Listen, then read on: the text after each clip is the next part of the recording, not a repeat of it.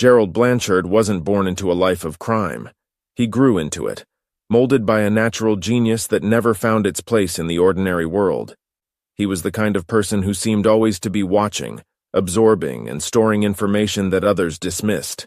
Teachers called him a quiet observer, friends noted his uncanny intuition, and even as a child, Blanchard moved through life with an eerie calm, a calm that concealed a mind in constant motion. Gerald's family was typical middle class, his father a mechanic and his mother a part-time nurse. Though they weren't wealthy, they valued hard work and discipline. His father often spent evenings tinkering in their garage, fixing machines, taking things apart, and piecing them back together. It was here, amidst the hum of engines and the smell of oil, that Gerald's fascination with mechanics took root. One day, when Gerald was 8, he wandered into the garage and watched his father replace a broken lock on an old toolbox. Gerald crouched down, studying his father's hands as he worked. "What's that for?" he asked, pointing at a tiny spring his father was about to insert. "It's what makes the lock hold," his father replied, smiling down at him. "It's all about the tension." Gerald's gaze lingered on the lock long after it was fixed, captivated by the idea that something so small could secure something so firmly. This fascination with locks would stick with him, and over the years he'd sneak into the garage when his father wasn't around, picking at the various padlocks his dad kept on hand. Before long, he could open each one with ease. The Blanchards never questioned Gerald's quirks. To them, he was simply a bright boy with an engineer's curiosity. But behind that curiosity was something deeper, an insatiable need to understand how things worked and how they could be undone. In high school, Blanchard's talents began to manifest in ways that bordered on obsessive. He wasn't interested in popularity, sports, or parties. Instead, he spent his free time at the local library, poring over engineering manuals and blueprints of lock systems. His world was one of quiet exploration, and he preferred it that way. But as his understanding of mechanics grew, so did his need for challenges. He would walk around the neighborhood at night, eyes darting to windows, doors, and garages, noting the locks, the makes of security systems, and any gaps in defenses. He began to see the world as a giant puzzle, a series of problems to be solved. One night he invited a few friends over for a test. They met at a nearby electronics store after hours, slipping through the back entrance. Gerald moved silently, showing his friends where the security cameras pointed, how to time their movements and when to stay perfectly still. "Are you sure this is safe?" one of his friends, Max, whispered. Blanchard turned, his expression unreadable. "Just stay behind me. I know what I'm doing." Inside the manager's office, he found a small safe bolted to the floor. Kneeling, he placed his ear against it, fingers delicately turning the dial as he listened for the faint clicks of tumblers falling into place. Click. His friends watched, wide-eyed, as the safe opened. Inside were stacks of cash, checks, and a few documents. Blanchard took none of it. He closed the safe with a soft thunk and stood up, brushing the dust from his jeans. "Let's go," he said, leading them back out as though nothing had happened. After that night, his friends regarded him with a mixture of admiration and fear. They stopped inviting him to parties, stopped calling him to hang out. In a way, Blanchard didn't mind. To him, they were just distractions. He had found something more meaningful, something that challenged him in ways nothing else did. Blanchard's life changed when he turned 21. His family had saved up for years to take a vacation to London, and for Gerald, it was the opportunity of a lifetime. London, with its rich history and fortified security around priceless artifacts, was the ultimate playground. One evening, while his family attended a play, Blanchard slipped out, making his way to a high-end jewelry store he'd scouted earlier in the day. He had no intention of stealing anything. This was purely reconnaissance. He was there to test his skills against London's best. Dressed in a tailored coat and flat cap, he blended seamlessly into the upscale neighborhood. He walked by the storefront 3 times, mentally mapping the layout, counting the security cameras and timing the guard rotations. When he was sure of his plan, he stepped into a narrow alley beside the store, hidden from the street. He pulled out a small toolkit from his pocket, selecting a thin metal pick. With quick practiced movements, he slipped it into the lock on the side door, feeling for the internal pins. In less than a minute, the door clicked open, and he was inside. The jewelry store was dimly lit, silent except for the faint hum of security systems. He moved like a ghost, his footsteps muffled by the plush carpet. Passing by cases of diamonds and rubies, he reached the vault door, a massive steel structure with a digital keypad. Blanchard knelt, pulling a small device from his coat. The device, a signal interceptor he'd modified himself, emitted a faint whir as it connected to the keypad, searching for the correct sequence. Seconds passed, each one stretching longer than the last until finally, the numbers blinked in succession. 4, 9, 2, 7. He held his breath as the door unlocked with a soft click. He didn't open it. Instead, he stood back, his gaze lingering on the heavy steel door, knowing he had conquered it. Then he turned and left, slipping back into the London night without a trace. He returned to his hotel that evening, exhilarated. The thrill wasn't in stealing, it was in knowing he could. London's defenses hadn't stopped him, nothing could. The rise of the Phantom. Back in Canada, Blanchard's taste for high-risk heists grew. He began researching ATMs, learning the vulnerabilities in their systems, studying the mechanics and the software behind them. He wasn't content with old-school break-ins anymore.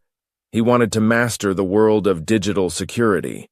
He spent weeks perfecting his hacking skills, running experiments on junk computers and outdated ATM models he found at flea markets. By now, he was operating on a level few could match. He became known as the Phantom, the man who could slip in and out without leaving a trace. One night, he sat in a dimly lit diner sketching out the blueprint of a bank's alarm system on a napkin. A waitress walked by, glancing at the intricate diagrams. "Working on something important?" she asked. Blanchard looked up, a faint smile playing at his lips. "You could say that." She laughed, but he saw the curiosity in her eyes, the slight unease. People often reacted that way around him, sensing something they couldn't quite define. Blanchard had a presence, an aura of calm control that both drew people in and kept them at a distance. By the time Blanchard heard about the Sisi star, a jewel-encrusted relic housed in Austria's Schönbrunn Palace, he had already achieved a reputation that extended far beyond Canada. It was said to be one of the most secure artifacts in Europe, protected by layers of high-tech defenses and constant surveillance. To most, it was an impenetrable fortress. To Blanchard, it was a challenge he couldn't resist. He began studying every piece of information he could find on the Sisi star, its history, its layout, and its security measures. He contacted former palace employees under various aliases, gathering details about the guard shifts, the alarm system, and the structural layout of the building. For weeks, he lived and breathed the heist. In his small apartment, blueprints lined the walls, red lines marking routes and escape points. He practiced for hours, testing each step, running simulations in his mind. Finally, the night came. Dressed in black, equipped with custom tools, Blanchard made his way to the palace grounds, his heart racing not with fear but with anticipation. The Sisi star would be his masterpiece, the ultimate testament to his skill. And as he crept through the shadows, Blanchard knew that he wasn't just a thief. He was an artist, a mastermind, and the world was his canvas. Gerald Blanchard's journey to the Sisi star heist began not with a plan but with a fascination. From his small apartment in Canada, he stumbled upon a travel article showcasing Vienna's Schönbrunn Palace, and within its gilded halls, the Sisi star, a diamond-encrusted jewel once belonging to Empress Elizabeth, Austria's tragic beauty and monarch. For most, the image was just that, a photograph of a beautiful object. But for Blanchard, it was a call, an irresistible challenge. The Sisi star wasn't just a treasure, it was a fortress. Surrounded by state-of-the-art security, it was encased in tempered glass, protected by alarm wires, motion sensors, and 24-hour surveillance. This jewel had resisted every attempt at theft. In other words, it was perfect for Blanchard. He stared at the photo on his laptop screen, his mind already racing through potential entry points and exit routes. knowing he'd be operating inside one of the world's most secure palaces. In his mind, each security measure was an invitation, each obstacle a test of his skill. Well, he murmured to himself, leaning back in his chair, if they say it's impossible, it's probably worth the trouble. In the months leading up to the heist, Blanchard's life became consumed by the Sisi star. He knew he needed every detail, every blueprint, every guard rotation down to the last second. For Blanchard, information was power, and he would gather it by any means necessary. Through online forums, he reached out to people who had worked at the palace. Using fake names, he pretended to be an academic writing a book about imperial jewels, gently coaxing former employees for any details they could offer. "I'm really just looking for context," he would say on the phone, adopting a charming, inquisitive tone. Things like security changes over the years, how they've adapted to preserve these treasures. One former employee, a retired security consultant, shared details that would prove invaluable. "Oh, they've gone high-tech in recent years," the consultant said, his voice conspiratorial. "Infrared motion detectors, temperature-sensitive alarms, you name it." Blanchard took notes, pressing for more. "And are there backups for those systems?" he asked, careful to sound nonchalant. "Of course. If one system fails, the backup takes over instantly. And they're wired to the case itself. No one's getting close to that star." Blanchard smiled, knowing that this information was a puzzle piece he'd needed. Each night he reviewed his notes, building a mental map of the palace, knowing he'd need to be precise with each step. Every hallway, every exit, every guard position was cataloged in his mind. Arrival in Vienna.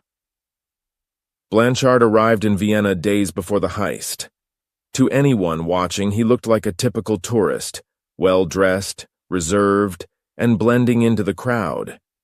He rented a modest room in a small hotel, chosen specifically for its discretion.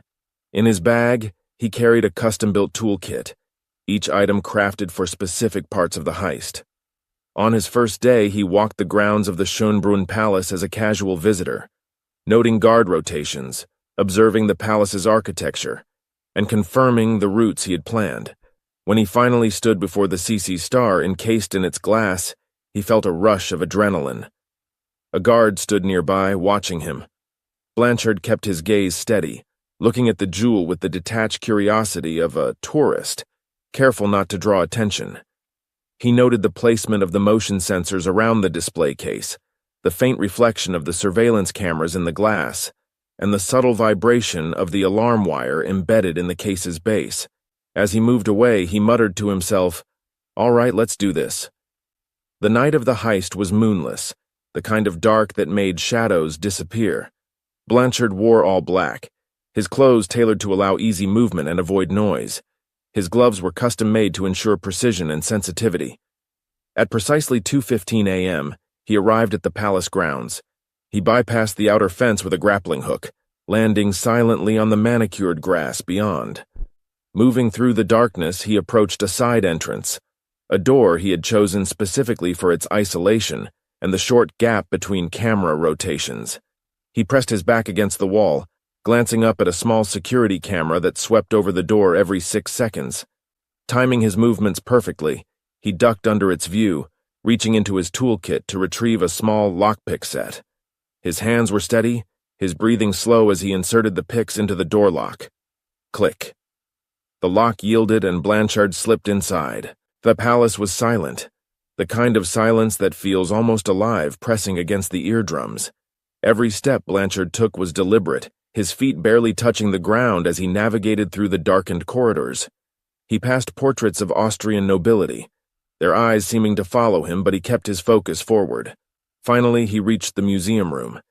He crouched by the doorway, peering in. The guard stationed near the Sisi star was nodding off, his head drooping forward. Blanchard held his position, watching the guard's slow, rhythmic breaths.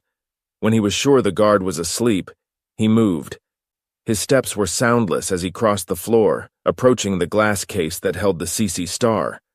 The case was a marvel of modern security engineering: tempered glass, infrared sensors, and an alarm wire that would trigger the moment the glass was moved. Blanchard examined it closely, calculating his approach. From his toolkit, he pulled out a small device he'd spent weeks building. A frequency disruptor designed to interfere with the infrared sensors for 30 seconds. It was a small window, but Blanchard knew he only needed seconds. He attached the device to the base of the display case, watching the sensors glow fade as the device scrambled their signals.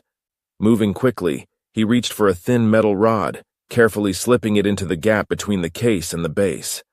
The rod caught the latch, and he felt a faint click as the glass case lifted. Inside, the Sisi star gleamed, 1,000 diamonds refracting the faint light. He reached in, his gloved hand brushing against the cold metal as he took hold of the jewel.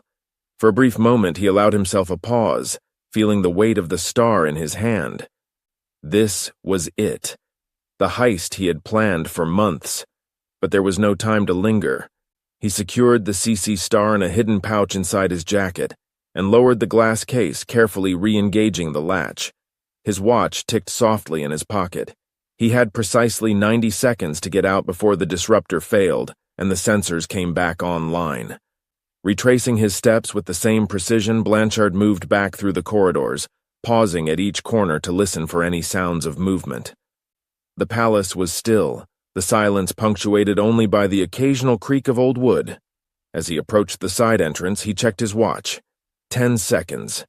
He stepped outside just as the disruptor timed out, the sensors coming back online, unaware that the Sisi star had been taken. Moving swiftly, Blanchard scaled the fence, disappearing into the shadows beyond. He walked calmly through the city streets, blending into the early morning quiet, his heartbeat finally slowing. Back in his hotel room, he took the Sisi star from his jacket, letting it catch the first light of dawn. He allowed himself a rare smile, a private moment of satisfaction. This wasn't just a heist, it was his masterpiece. When news broke of the theft, it sent shockwaves through Austria and beyond. Authorities were baffled. How had someone bypassed so many layers of security? Investigations were launched, but Blanchard had left no trace, not a single fingerprint, not a single clue. For Blanchard, the Sisi star was more than just a prize. It was proof that he could outwit the best, that he was the ultimate master of his craft. To the world, the Sisi star was lost forever, a mystery that would fuel speculation for years. As he closed the curtains and settled in to rest, Blanchard whispered to himself, "On to the next one." For him, the heist was never about money. It was about mastery, the thrill of a perfect plan, and the knowledge that he could succeed where others would fail. Gerald Blanchard had become a legend, a shadow in the world of crime, a name whispered in awe and fear. The theft of the Sisi star sent shockwaves across Europe. Newspapers called it the heist of the century, and the Austrian government scrambled to explain how one of its most heavily guarded treasures had vanished from its display case without a single alarm sounding. The public was fascinated, imagining a James Bond-like figure who had slipped through the palace defenses. But inside Vienna's Ministry of Interior, the mood was anything but glamorous. For Detective Anton Falk, assigned to head the investigation, it was a puzzle that threatened to ruin his career if he couldn't solve it. Falk was no stranger to high-profile cases, but this was different. There were no clues, no hints of how the thief had bypassed such extensive security. He stared at the report in front of him, a scowl deepening the lines on his face. How could someone take the Sisi star and leave no trace? He closed the file and looked up at his colleague, Officer Lena Meinhardt, who was just as baffled. "Anton, I've never seen anything like this," Meinhardt admitted, her voice barely masking the frustration she felt. "No prints, no alarms, nothing. It's like he was invisible." Falk frowned, rubbing his temples. "Invisible, yes. Or incredibly skilled. This isn't some petty thief. We're dealing with a professional." But as professional as this thief seemed, Falk knew that every criminal, no matter how careful, left behind fragments of themselves, tiny, nearly imperceptible pieces of evidence. He believed in that principle, the idea that there was no such thing as a perfect crime. The thief might have been meticulous, but Falk was confident. that he could be just as relentless in tracking him down. The first lead came in the form of security footage. Falk and Meinhardt pored over hours of video from the palace, watching as staff and visitors moved through the exhibits. They skipped ahead to the early hours of the morning, just before the heist was believed to have taken place. For a while, the footage appeared normal. Guards strolled through their patrol routes, and the camera feeds showed nothing unusual. But then Falk noticed something peculiar. At precisely 2:30 a.m., the camera feeds glitched for a moment, freezing for exactly 30 seconds before resuming. "Pause it," Falk said sharply, leaning closer to the monitor. Meinhardt rewound the footage, replaying it in slow motion. The camera glitched again, its image freezing for those same 30 seconds. Falk clenched his jaw. This isn't a random error. He must have hacked the system, timed it perfectly to override the cameras for just long enough to get in and out. Meinhardt's brow furrowed as she scrutinized the screen. So he knew exactly how the system worked? Not just the system, Falk replied, his mind racing with possibilities. He knew the timing of the guards, the blind spots, everything. This wasn't improvised. Whoever did this planned every single second. They spent hours examining the footage, replaying it over and over in hopes of catching even the smallest detail that could give them a lead. But the thief was as elusive as ever, leaving no identifiable marks, no suspicious figures, nothing to suggest how he'd bypassed the sophisticated security measures. Falk felt the frustration settling in his chest, a tight, painful pressure that only grew as the hours passed. Finally, he leaned back in his chair, running a hand through his hair. "We're not going to find him in the footage. He's too careful. We need to think like him, get inside his mind. What would drive someone to steal the Sisi star?" Meinhardt looked thoughtful. "Money? Prestige? Maybe," Falk replied slowly. "But this feels different. Whoever did this didn't just want to steal something valuable. He wanted to prove that he could outsmart the best. It's personal." Falk knew they were dealing with a thief who saw himself as more than a criminal. This was someone who considered himself an artist, a mastermind who prided himself on doing the impossible. For Falk, this realization shifted the investigation. He was no longer hunting a thief. He was facing an opponent who played by his own rules, a man who saw the world as a series of challenges to conquer. Weeks turned into months, and the case grew cold. Falk's initial confidence was replaced with a gnawing frustration. Every lead led nowhere. Every possible connection turned out to be a dead end. He began to question his own instincts, wondering if he was missing something obvious. But just when hope seemed lost, a tip came through Interpol that gave him a spark of renewed purpose. It came from a colleague in Canada. The report spoke of a man named Gerald Blanchard, a Canadian thief known for his sophistication and mastery of technology. Blanchard had been involved in several high-profile heists across Canada, often targeting ATMs, banks, and valuable artifacts with a level of precision that baffled authorities. Falk's heart raced as he read the report. The description of Blanchard's methods matched those of the Sisi star thief: calculated, meticulous, technologically savvy. Falk wasted no time. He contacted Inspector Mark Reynolds in Canada, arranging to fly over and coordinate a joint operation. Reynolds was familiar with Blanchard's reputation and had spent years trying to catch him. "Blanchard's slippery," Reynolds warned Falk during their first meeting. "He doesn't leave a trail and he changes his methods constantly. But he's smart. Probably the smartest criminal I've dealt with." Falk nodded, feeling a strange sense of excitement. He wasn't intimidated, he was intrigued. "If he's as careful as you say, then we'll need to be even more cautious. He's expecting us to make mistakes. Let's make sure we don't." Together, they mapped out a plan, placing Blanchard under constant surveillance. Falk knew it wouldn't be easy.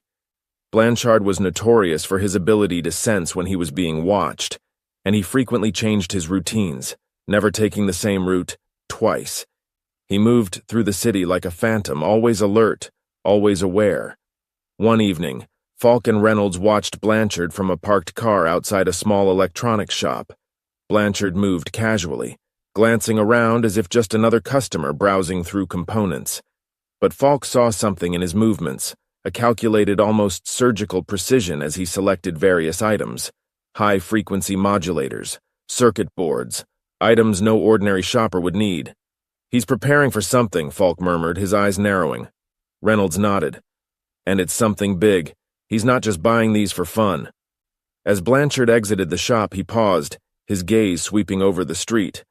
For a moment, his eyes met Falk's through the windshield, and Falk felt a chill run down his spine. Blanchard didn't look alarmed or surprised. If anything, he seemed amused. Blanchard gave a slight nod, almost as if to acknowledge Falk's presence, then turned and walked away. Falk clenched his fists, feeling a mixture of anger and respect. Blanchard was taunting him, challenging him to keep up. "We're dealing with someone who's 2 steps ahead," Falk muttered, determination hardening his voice. "But he won't stay that way for long." For months, the team kept a close watch on Blanchard, tracking his every move. But it was like trying to catch smoke with bare hands. Blanchard had an instinct for evasion, a natural talent for avoiding detection. He changed cars frequently, used burner phones that he discarded after a single use, and wore subtle disguises. A cap one day, glasses the next, enough to throw off anyone trying to follow him. One rainy night, Falk watched as Blanchard exited a cafe and walked toward his car. The team was ready to follow, cars positioned strategically to avoid detection. But, as Blanchard drove off, he made a sudden turn, disappearing down a side street. "Damn it, we're losing him!" Meinhardt shouted, gripping the steering wheel as they tried to catch up. Falk's eyes narrowed. "Stay calm. He's testing us. If we react, he'll know we're onto him." They waited, watching the street in tense silence. Moments later, Blanchard reappeared, driving past them at a leisurely pace. Falk couldn't help but feel a flicker of admiration. "He's playing with us." The surveillance continued, each day a delicate dance of observation and evasion. Falk knew Blanchard was aware of their presence, but instead of panicking, Blanchard seemed to thrive under the pressure, treating the entire operation as a game. "Why doesn't he just run?" Meinhardt asked one day, exasperated. "He knows we're after him. Why stay?" Falk pondered the question, his gaze thoughtful. "Because he wants to see if we're worthy opponents. He's playing with us, testing our limits." Blanchard's patience and composure were unnerving. He never made a careless move, never left a clue. It was as if he thrived in the cat-and-mouse chase, knowing that every twist and turn was drawing Falk deeper into his world. Continuing with the suspenseful build-up to Blanchard's capture, here's the climactic section where Detective Falk and his team get closer to catching the elusive thief, culminating in a high-stakes raid and a tense interrogation. As the surveillance dragged on, Falk felt the weight of each passing day. Every lead they had followed in Vienna had led them to this. Blanchard, a man who seemed to enjoy playing with law enforcement as much as he enjoyed the thrill of the heist. Despite Falk's best efforts, Blanchard seemed untouchable, an invisible figure who slipped in and out of his routines without leaving a trace. But even the most cautious criminals made mistakes eventually, and Falk was betting that Blanchard's arrogance would be his undoing. One evening, as Falk sifted through intercepted emails and phone logs, something caught his eye. Blanchard had been communicating with someone in Austria, a contact known only by an alias that Falk immediately recognized from the Palace investigation. It was a name that had come up during the questioning of a low-level black market dealer, a name that had initially seemed like a dead end. But here it was again, linked directly to Blanchard. Falk's heart pounded as he read the message, a carefully worded email exchange between Blanchard and the Austrian contact. It was encrypted, but Falk could make out enough to recognize references to a historic artifact and arrangements for storage. He knew instantly what they were discussing. The Sisi star. "We've got him," Falk murmured, hardly daring to believe it. Meinhardt leaned over his shoulder, scanning the message. "It's about the Sisi star, isn't it? He's kept it all this time." Falk nodded, a fierce determination lighting up his eyes. "This is our chance. We need to hit him fast while he still has it." They traced Blanchard's recent movements to a storage facility on the outskirts of the city, a nondescript building surrounded by warehouses and industrial lots. It was the perfect hiding spot for someone like Blanchard. Quiet, unassuming, and far enough from the city center to avoid suspicion. Falk assembled a team, instructing them to move quickly but cautiously. Blanchard was known to be unpredictable, and Falk wasn't about to underestimate him. This was their one chance to catch him with the Sisi's star, and he was determined not to let it slip through his fingers. The night of the raid was cold and damp, a mist hanging low over the ground as Falk and his team arrived at the storage facility. The air was thick with tension, each officer acutely aware of the stakes. They moved in silence, surrounding the building, weapons drawn, ready for anything. Falk took a deep breath, glancing at Meinhardt, who gave him a nod. They were both nervous, but Falk felt a steely resolve. He signaled to the team and they moved in, breaching the door with a sudden burst of force. Inside, the facility was dark, rows of metal shelves casting long shadows under the dim emergency lights. The team spread out, flashlights cutting through the gloom as they searched each aisle. "Check every box," Falk ordered, his voice low but firm. He could have hidden it anywhere. They moved quickly, methodically opening crates, inspecting boxes of tools and electronics, scanning every corner for signs of the missing jewel. Falk felt his heart pounding, the anticipation building with every step. This was it. After months of dead ends and close calls, they were finally closing in. Then, from the back of the room, he heard Meinhardt's voice, tight with excitement. "Detective, over here." Falk hurried over, his flashlight illuminating a small box tucked away on the bottom shelf. Inside, nestled among layers of padding, was the Sisi star. Even in the dim light, its diamonds caught the beam, refracting tiny rainbows across the walls. Falk stared, feeling a surge of triumph mixed with disbelief. For a moment, he simply stood there, taking in the reality of what they had found. The object that had eluded him for so long, the jewel that had become an obsession, was finally within his grasp. "Secure it," he said quietly, his voice barely audible over the pounding of his heart. "And find Blanchard. He has to be nearby." They moved quickly, securing the Sisi star and spreading out to search the remaining units. Falk's instincts told him that Blanchard wouldn't have left the jewel unguarded. He was close. Falk could feel it, and he was right. Moments later, an officer called out from across the facility. "Detective, we've got him!" Falk rushed over to find Blanchard, calm and collected, standing in the middle of an empty storage unit. He raised his hands in surrender, a faint smile playing on his lips, as if he had been expecting this all along. "Detective Falk?" Blanchard said, his tone almost amused. "I wondered how long it would take you to catch up." Falk's jaw clenched as he stepped forward, his eyes fixed on Blanchard. "Your game is over, Blanchard. We have the Sisi star. It's done." Blanchard's smile widened, but his eyes remained cold and calculating. "You may have the star, Detective, but I wouldn't call this over. Not yet."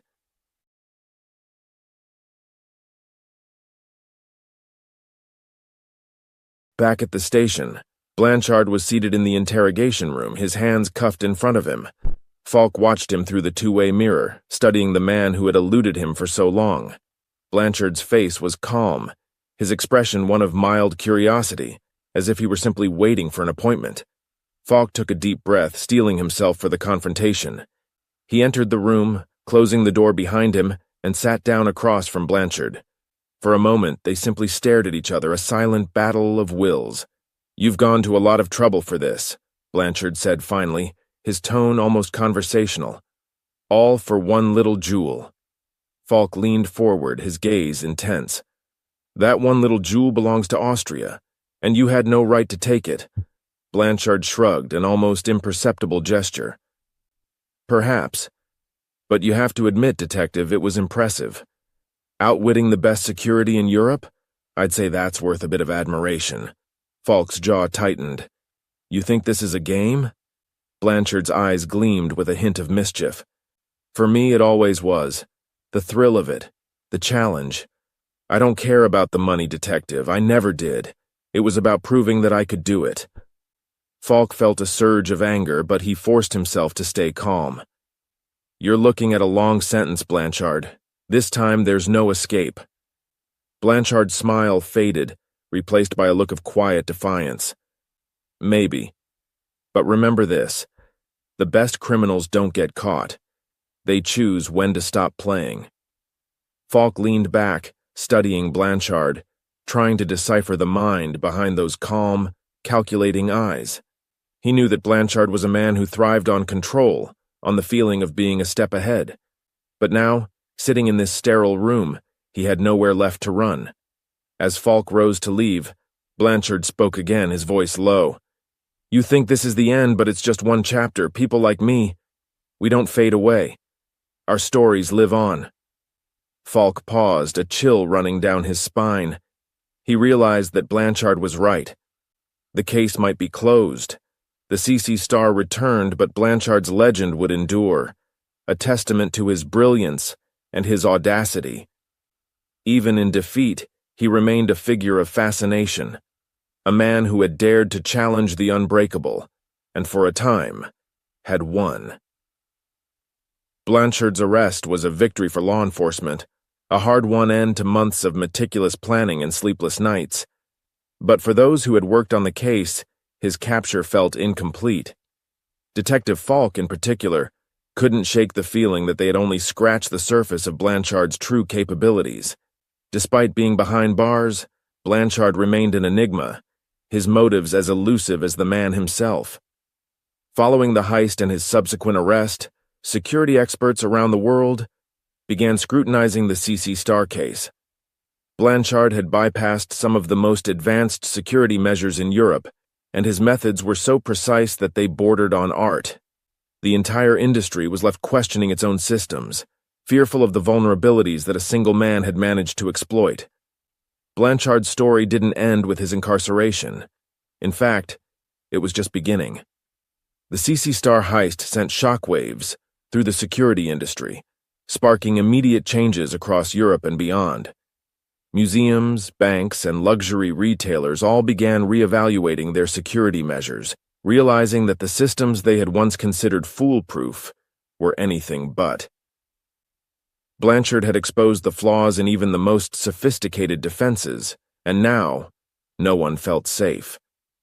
Conferences were held in Vienna, London, Paris, anywhere that high-profile thefts were a concern.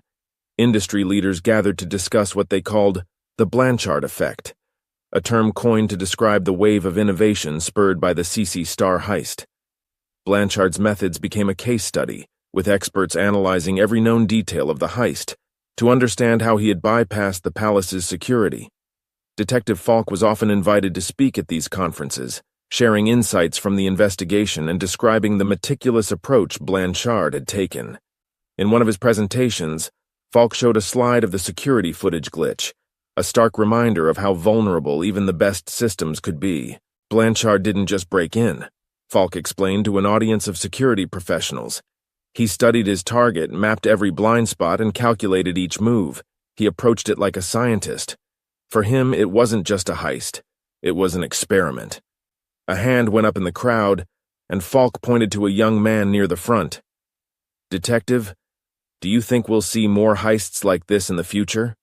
the man asked, his voice tinged with unease. Falk paused, choosing his words carefully. Blanchard was unique, an outlier, but he's shown the world that no system is infallible. If there are others like him, they'll be watching and learning, and they'll be harder to catch. The room fell silent, the weight of Falk's words settling over the audience. Blanchard's influence had created a new kind of fear, a sense that no treasure, no artifact, no piece of history was truly safe. In the wake of the Sisi star heist, companies scrambled to improve their security measures. The first step was upgrading surveillance systems, ensuring that no single glitch could compromise an entire network. Redundant camera setups became standard, with overlapping fields of vision to cover every angle. Sensor technology also advanced rapidly. Museums began using multi-layered motion detectors that could differentiate between small movements and the presence of a human body. These sensors were programmed with algorithms designed to detect anomalies and alert guards instantly, minimizing the delay that had allowed Blanchard to escape unnoticed. Banks and luxury stores took additional precautions, installing biometric access controls and tracking systems that monitored not only doors and windows but also internal movement patterns. Blanchard had forced the industry to rethink everything, from alarm systems to personnel training, and his heist had unwittingly driven some of the most significant innovations in security. A few companies even hired former thieves as consultants, hoping to gain insights from those who knew how to bypass traditional defenses. Blanchard's legacy had created a strange new world, where criminals and security experts found themselves on the same side, united by a common goal: to make the unbreakable truly unbreakable. Back in his cell, Blanchard followed the developments with a mixture of amusement and pride. News of his heist had spread worldwide, and though he had never sought fame, he couldn't deny the thrill of knowing that he had changed the game. Letters poured in from admirers, people who saw him as a modern-day Robin Hood, a genius who had taken on the establishment and won. Yet, Blanchard remained enigmatic. He refused interviews, declining every request from journalists eager to write his story. To him, the heist was private, a personal victory that didn't need public validation. But within the quiet solitude of his prison cell, Blanchard began to write, filling page after page with the details of his life, his methods, his philosophy. He called it The Art of the Heist, a manual for those who understood that true mastery required patience, precision, and a relentless pursuit of perfection. The manuscript, though never intended for publication, became an underground sensation. Smuggled out of the prison by an unknown source, it circulated among criminal circles and security experts alike, each reader finding something different within its pages. For some, it was a guide to better security practices. For others, it was a roadmap to legend. Blanchard's words captured his philosophy in chilling clarity. The world is full of walls and locks, barriers meant to keep us out. But every wall has a weakness, every lock a flaw. The trick is not in breaking them, but in understanding them. The manuscript's existence became an open secret, sparking debate among law enforcement, security companies, and even academics.